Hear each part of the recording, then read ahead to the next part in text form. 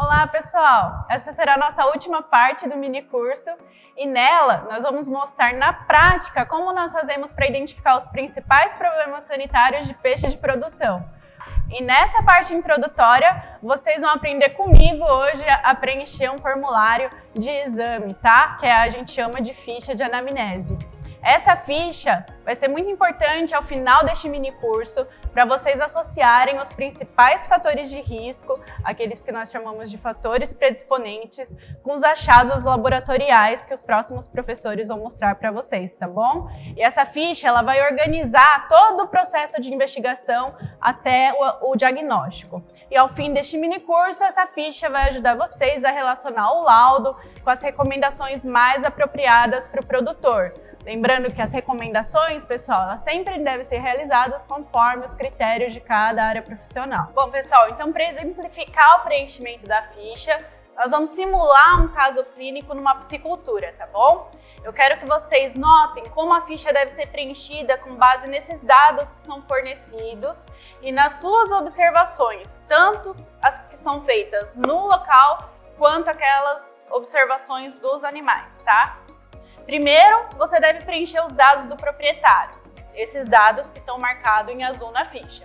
Esse registro é importante para você retornar o laudo e as recomendações para o piscicultor e também para registro da ficha cadastral, para acompanhamento dessa piscicultura a longo prazo. Então depois, pessoal, nós vamos anotar todas essas observações que vocês estão fazendo na propriedade, todas as informações que estão sendo fornecidas pelos funcionários e pelo piscicultor, tá bom? É importante que elas sejam bem detalhadas para auxiliar nas decisões propedêuticas e terapêuticas, que são aquelas recomendações as que vocês vão associar, né, às adequações estruturais e de manejo, ou até as medicamentosas.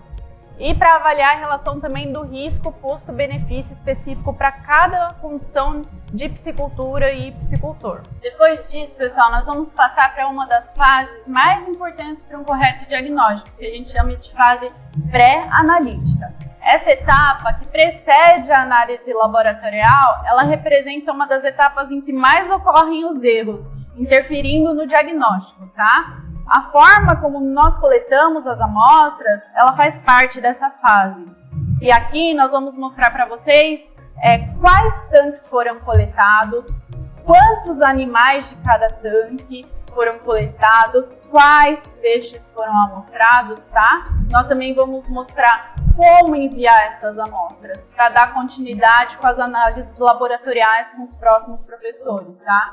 Para que conheçamos a causa de uma doença em peixes, desde que ela não seja originada por fatores ambientais, como a qualidade de água, por exemplo, a gente precisa então usar de estratégias laboratoriais. E aqui nós estamos em um laboratório diagnóstico, o laboratório Aquavet, laboratório de doenças de animais aquáticos da Escola de Veterinária da UFMG, e assim como os laboratórios de microbiologia aplicada de organismos aquáticos, o laboratório de parasitologia e patologia de organismos aquáticos, ambos da Universidade de Luiz, a gente investiga essas causas de doenças, seja elas causadas por bactérias, fungos, vírus ou por parasitas.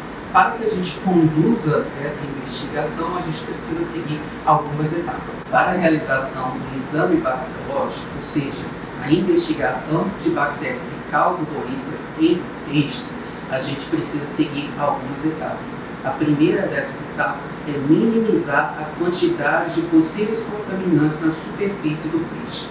Para isso, a gente realiza a descamação, tá? Então a gente retira as escamas do peixe, faz uma higienização com o uso de detergentes e depois a gente faz uma asepsia colocando por toda a superfície desse animal álcool iodado. Terminado essa etapa, a gente vai então para uma capela de fluxo laminar, onde vai ser realizada a coleta de tecidos, sejam eles tecido cerebral, renal, fígado ou o baço. A gente faz esse procedimento dentro da capela de fluxo laminar justamente para garantir que o material que a gente esteja coletando não permita contaminação ambiental. Tá? Além disso, o material que a gente coletar e passar em meios de cultivo, que são nutrientes específicos para o crescimento da bactéria, a gente vai agredir se tiver realmente uma bactéria no tecido cerebral do peixe e realmente aquele é o possível causador da doença. Após estrear os tecidos em meio de cultivo, a gente encaminha então essas placas para uma estufa de incubação, onde a temperatura é fixa, geralmente em torno de 28 graus, onde a gente mantém por de 3 a 7 dias para verificar se há ou não há o crescimento da bactéria. Depois desse período de incubação, a gente passa para a identificação daquelas bactérias que cresceram no nosso meio de cultivo. Atualmente, o nosso laboratório faz a identificação dessas bactérias de duas formas. Uma é baseada em uma que a gente chama de reação em cadeia da polimerase, a PCR, tá? E a outra a partir da identificação de proteínas ribossomais em um equipamento conhecido como MALDI-TOF. Cabe aqui ressaltar também que além do exame bacteriológico, a gente pode realizar também a detecção de fungos através também de um cultivo em esses placas de cultivo que eu comentei com vocês, só que esse tem que ser específico para o crescimento dos fungos e de forma que permita a inibição de crescimento da bactéria. Então, para que isso ocorra, geralmente a gente suplementa esse meio de cultivo com um antibiótico.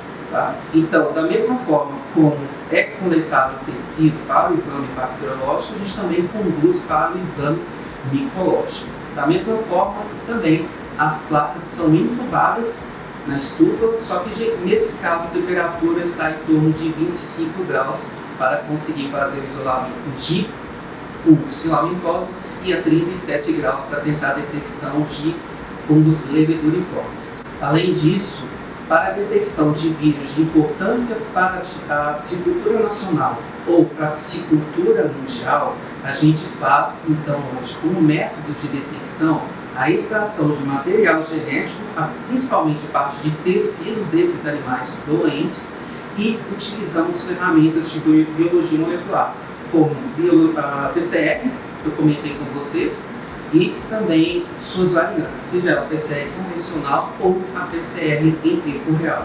Neste momento, iremos realizar uma visita prática ao Laboratório de Parasitologia de Peixes. Este é um espaço ideal para os procedimentos de diagnóstico, pois tem uma sala ampla para o recebimento dos animais, com uma bancada grande e espaçosa, que permite a coleta de materiais biológicos e também permite a pesquisa por parasitas externos e internos que vivem nos peixes. Em relação aos materiais essenciais para os procedimentos parasitológicos, podemos dizer que são básicos e de fácil aquisição.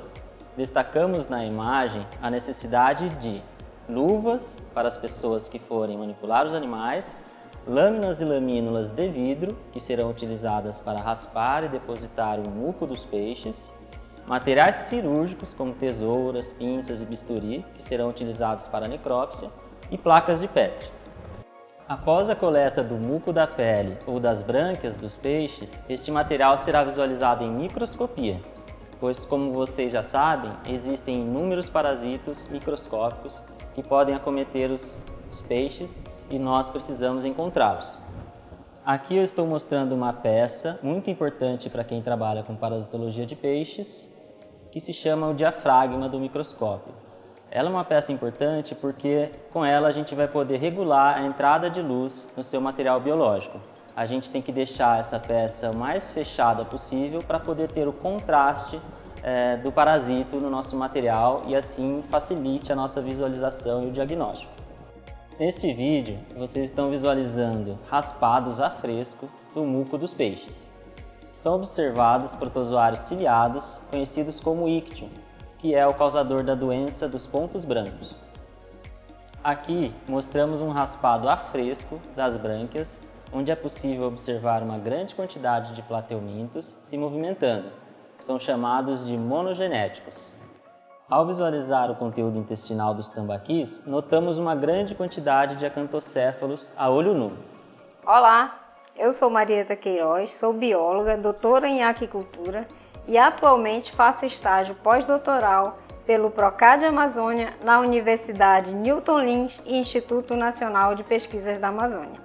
E hoje vou mostrar para vocês os procedimentos para uma coleta sanguínea em peixes e quais informações a respeito da saúde do animal uma amostra de sangue pode nos revelar. Bem, as análises sanguíneas são pouco utilizadas em rotina de diagnóstico de campo, como outras análises e procedimentos que já foram mostrados por outros pesquisadores mostrados até aqui, mas são de grande importância para o desenvolvimento da pesquisa, que produz informações valiosas para o desenvolvimento das espécies em sistemas de criação. Por exemplo, a fisiologia pode auxiliar a definir as melhores condições de cultivo para uma espécie, pois qualquer alteração no ambiente aquático, como mudança de temperatura, alterações de pH que indica se a água está ácida ou alcalina, assim como baixas concentrações de oxigênio dissolvido na água, entre outros, podem causar alterações na fisiologia do animal. É com o auxílio das análises fisiológicas que conseguimos saber se determinado alimento está proporcionando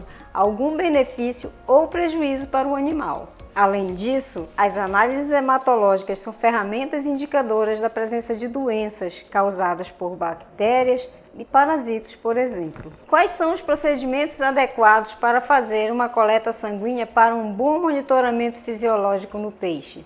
Para uma coleta sanguínea, é importante seguir alguns passos, que pode ser chamado de protocolo. E as etapas deste protocolo devem iniciar um dia antes da coleta sanguínea. Primeiramente, o animal deve passar por um jejum prévio, 24 horas. Isso contribuirá para uma melhor interpretação dos resultados. Durante o manuseio do animal, deve-se evitar estresse com movimentos bruscos, excesso de ruídos e equipamentos inadequados. Então, previamente à coleta, todo o material necessário deve ser organizado e separado. Além disso, é importante trabalhar com uma equipe treinada e no dia da coleta deve estar presente o número de pessoas necessário. Então, vamos lá. Após a retirada do animal do ambiente ou unidade experimental, o animal deverá ser anestesiado quando isso for possível. Isso evitará o sofrimento e estresse e dará segurança ao manipulador. Como curiosidade, muitas pessoas já me perguntaram como é possível anestesiar um peixe. O processo de anestesia de peixe deve seguir um protocolo que foi desenvolvido por meio de pesquisa. Para isso, existem alguns produtos anestésicos comerciais que já são utilizados com essa finalidade. E vou mostrar para vocês a anestesia por banho de imersão, utilizando a benzocaína previamente solubilizada em álcool etílico, numa concentração de 100 mg por litro de água. O tempo de anestesia deve ser entre 3 a 5 minutos. Em seguida, o manipulador deverá fazer a coleta, com auxílio de agulha, seringa, com ou sem anticoagulante, por punção da veia caudal do animal, que é uma veia calibrosa e permite a punção. Para fazer essa atividade, o manipulador deve ter conhecimento da anatomia interna do animal. Isso facilitará o acesso da veia com a agulha. Além disso, evitará a perfuração incorreta, que pode causar lesões posteriores no animal. Outra questão importante é a proteção do manipulador, que deverá estar equipado com os EPIs adequadamente. Ao final do procedimento da coleta, o peixe deve retornar para a água sem anestésico para se recuperar. Isso levará em torno de 5 minutos. E atenção, o procedimento da coleta não deverá ultrapassar esse tempo em que o animal estiver anestesiado. Lembrando que um dos objetivos da anestesia é evitar o sofrimento do animal. Agora vamos falar sobre os cuidados com as amostras, que vai desde o momento da punção até o armazenamento e utilização. Então vamos lá. Durante a punção, a pressão exercida no êmbolo da seringa deve ser suficiente apenas para o sangue fluir para dentro da seringa. O excesso de força pode causar o rompimento das células vermelhas, que são os eritrócitos. E qual é a consequência disso? Bem, quando um eritrócito é rompido, a hemoglobina, que é uma proteína que fica dentro do eritrócito, fica exposta. Isso irá influenciar na qualidade do soro ou plasma, podendo interferir no resultado da leitura da amostra. O rompimento do eritrócito irá influenciar também na contagem do número de eritrócitos, que é o RBC, assim como em outros índices que utilizarão o sangue total para as análises. Agora nós vamos falar sobre os cuidados com o armazenamento do sangue.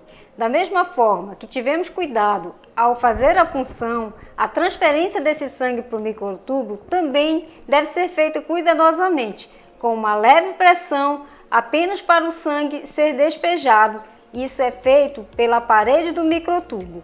Durante o processamento das análises, os microtubos com o sangue ou com o plasma devem permanecer em uma estante própria sob refrigeração. Isso é indispensável para a manutenção da qualidade dos hemocomponentes e de seus derivados.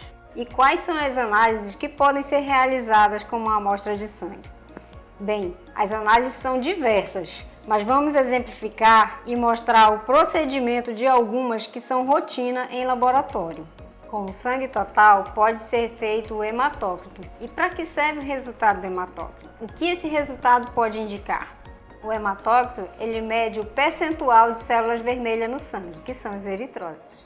Esse percentual ele pode aumentar ou diminuir, dependendo do estado de saúde ou bem-estar do animal. Por exemplo, em condições de hipóxia, que é baixo oxigênio na água, em algumas espécies há aumento do hematócrito. Ainda, com o sangue total, podem ser feitas extensões sanguíneas. Essa é uma análise relativamente simples, mas que pode fornecer informações importantes a respeito do estado de saúde do organismo animal. Ainda, com uma pequena gota de sangue e a aplicação de um protocolo de coloração, é possível fazer uma análise morfológica das células, assim como quantificar os diferentes tipos de células de defesa presentes na corrente sanguínea, como linfócitos, monócitos e eosinófilos. Após a conclusão de todas as análises com o sangue total, esse material é então centrifugado para a separação do plasma ou soro, separados os eritrócitos e leucócitos. Com o plasma ou soro, outras análises podem ser feitas, como por exemplo, para avaliar a glicose. Após o preparo das amostras, com o auxílio de um equipamento, que é um espectrofotômetro, é realizada então a leitura das amostras. Quais informações podem ser obtidas com a leitura desse resultado? Em situações de estresse, que pode ser desencadeado por parasitas, bactérias ou por fatores ambientais, o animal, na maioria das vezes, tem um gasto de energia muito maior, quando é necessário mobilizar suas reservas energéticas e disponibilizar glicose na corrente sanguínea, que será utilizada como fonte de energia. E assim chegamos ao final da nossa apresentação.